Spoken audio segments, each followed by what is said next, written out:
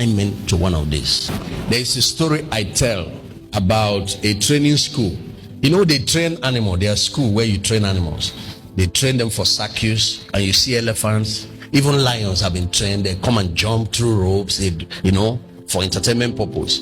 So, but this time around, they decided to broaden the training. They decided that certain sections of the animal kingdom needs to pass through this training to make them top performers. And so the first course they introduced was swimming. And they found that animals that live in water like shark, dolphin, whales came out top in the class. A students. But it shocked the professors and the leaders of the institution to see big animals, even some that were so agile on the land, like some members of the cat family struggling in water. They found only one member of that group that was able to navigate the water system. Most of them were struggling, some were drowning. Of course, animals like horse, by the time they blew the whistle to start, horse drowned. He was soaking water. They had to come and rescue it. And so the professors summoned them and said, why are you so lazy?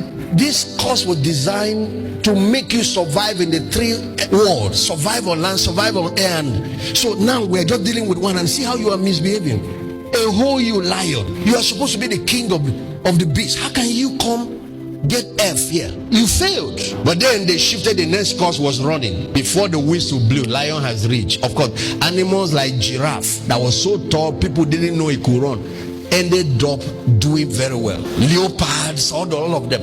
Even the elephant came average. But those guys that had the A students before came last. The shark tried. First it got stuck in the sand. Sand entered the eyes, entered the mouth as he was struggling. He ate sand there. Was stuck. The whale couldn't even come out of the water as he was making a move. His head stuck in the mud. That's where he ended his own. F9. So the lecturers come and said, you were my best student, dolphin. How can you were not working hard. You didn't read your books. You were not practicing. Look at you, shark. If you fail like this 3 times, we will rusticate you from this school. And then the thing shifted to flying. The other time, the eagles didn't do so well when it was running, because they were hopping like this. Even some other animals knocked it down, and it will get up and it's still trying to hop. But now the eagles, the kites, all of them.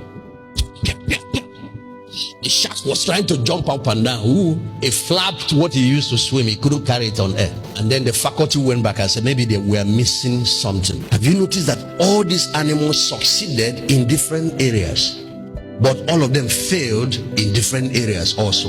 Maybe there is something we are missing.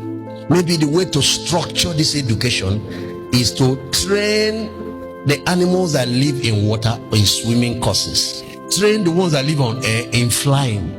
Train the ones that live on land on running. And not try to force everybody to learn everything. It looks like the one that created the animal designed them with a purpose, that each one has a field of life where they succeed. And that was how they discovered purpose as a principle of guidance and counseling in education. That's not what we are doing. If you have not found your purpose, you can marry the wrong person. And then if you are married to the right person already. So stop worrying about whether you made the wrong choice. Your marriage is the right marriage. Why do you say that, sir?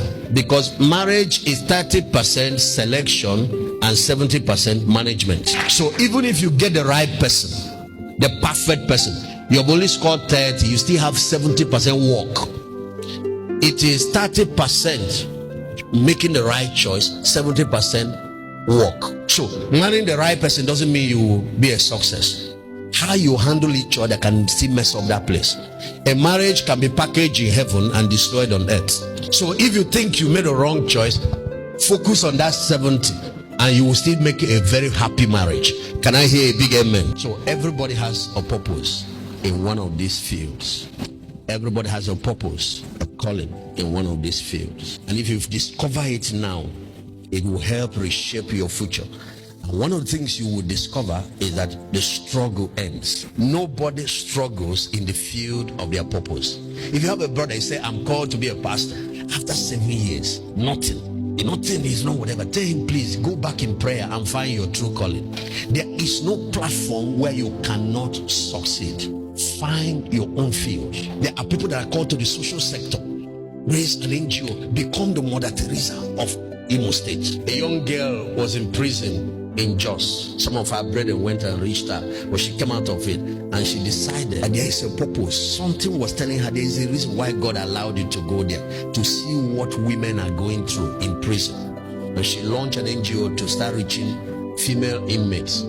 And from that NGO, she extended it to another NGO that deal with young women, and that lady, when she married, because I watched what was going on with her life. She has traveled nations, met with a higher might. Every time she does her project, you will see either the governor or the governor's wife. You might be like an eagle trying to compete with the dolphins in the water. You will fail, but you are an A student. If they take you and put you back on air, don't let anybody put a label on you and tell you are useless and you are a failure. God did not create anybody to be a failure. But even me, as you are looking at me, there is a field you put me, I will fail. You are not wired for everything. You are wired for something. Can I hear you say amen? You're not wired for everything. What is your passion that God has put in you? What is that idea that keeps coming to you that refuses to go? What are the abilities, the talents, the giftings that God has given you? What is the area of your grace where you achieve success with very little struggle? The reason God created women and gave them breasts is because He was also telling them that the sustenance of the child is in their hands.